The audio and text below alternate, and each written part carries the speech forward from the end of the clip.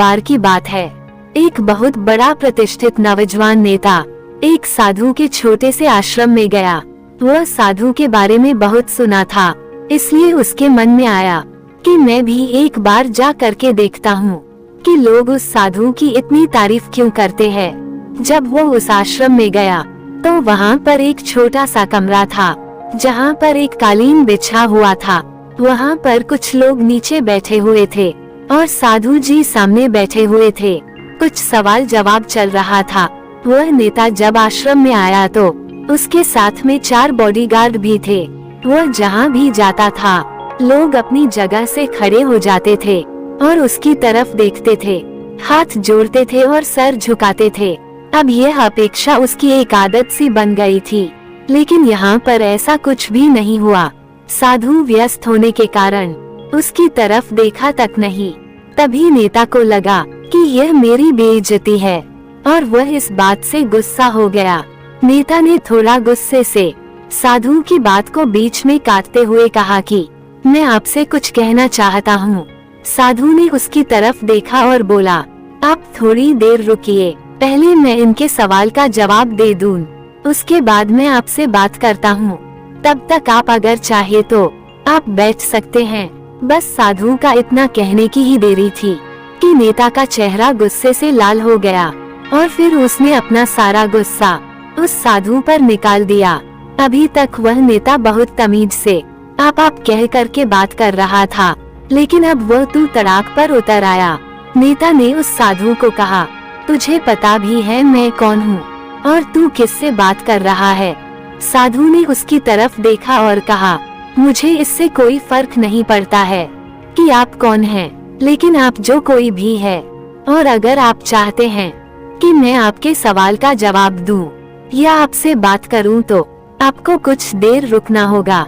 साधु के इतना कहते ही नेता गुस्से से पागल हो गया और वहीं सबके सामने चीखने चिल्लाने लग गया। अब मैं तुझे तेरी असली औकात दिखाऊंगा। तूने मुझसे पंगा ले करके ठीक नहीं किया। तुझे पता भी है मैं तेरे बारे में क्या सोचता हूँ। साधु ने फिर से नेता की तरफ देखा और बड़े ही प्रेम से कहा कि मुझे इससे कोई फर्क नहीं पड़ता कि आप मेरे बारे में क्या सोचते हैं। आप जो चाहे वह मेरे बारे में सोच सकते हैं। फिर नेता ने उससे कहा कि तू चाहे सुनना चाहता है या नहीं, लेकिन मैं तुझे यही सब के सामने बताऊंगा कि मैं तेरे बारे में क्या सोचता हूँ।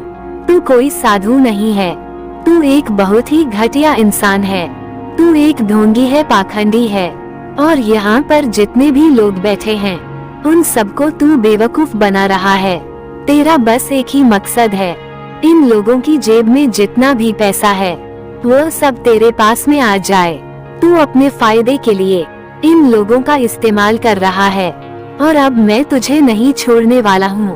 पूरी दुनिया के सामने तेरा पर्दाफाश करके रहूंगा। लेकिन उसके इतना बोलने के बाद भी हल्की सी मुस्कान उस साधु के चेहरे पर बनी ही रही। यह देखकर वह और भी तिलमिला गया और उसने कहा, अब बहुत हो गया, अब मैं यहाँ 1 मिनट भी नहीं रुकने वाला। लेकिन अभी भी तेरे पास मौका है। अगर मुझसे माफी मांगनी है या मुझसे कुछ कहना है तो कह सकते हो। इतना सब होने के बाद भी साधु के चेहरे पर एक मुस्कान थी और वह बिल्कुल शांत था।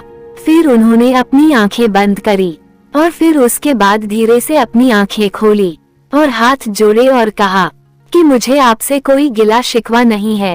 आपके लिए मेरे मन में कोई भी गलत ख्याल नहीं है। जो भी मेरे बारे में आपने कहा वो आपकी अपनी सोच थी, तो मुझे आप में कोई भी बुराई नजर नहीं आती है। मुझे आप बहुत ही भले इंसान लग रहे हैं। यह कहकर साधु जी फिर अपने कार्य में व्यस्त हो गए।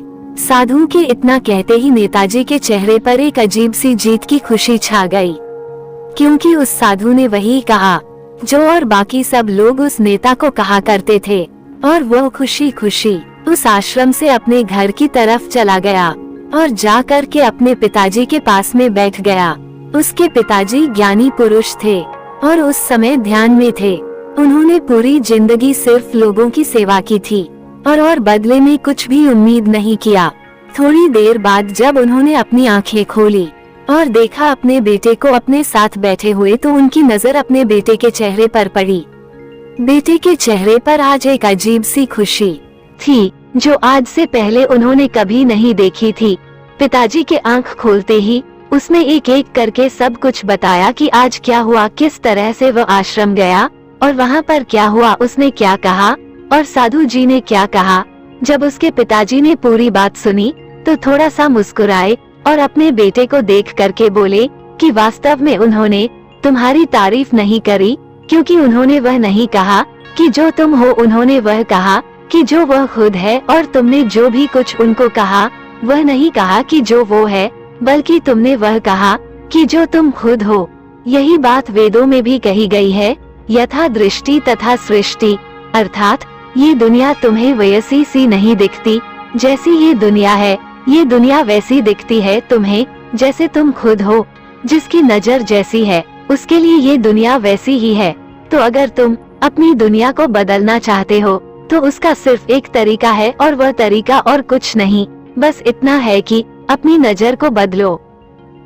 आशा करता हूँ ये छोटी सी कहानी आपको जरूर पसंद आई होगी। इस कहानी पर आपकी क्या राय है हमें कमेंट करके जरूर बताइए। कहानी पसंद आई हो तो लाइक और शेयर करना बिल्कुल भी ना भूलिए। चैनल पर नए हैं तो चैनल को सब्सक्राइब जरूर कीजिए। आपका कहानी सुनने के लिए बहुत बहुत धन्यवाद।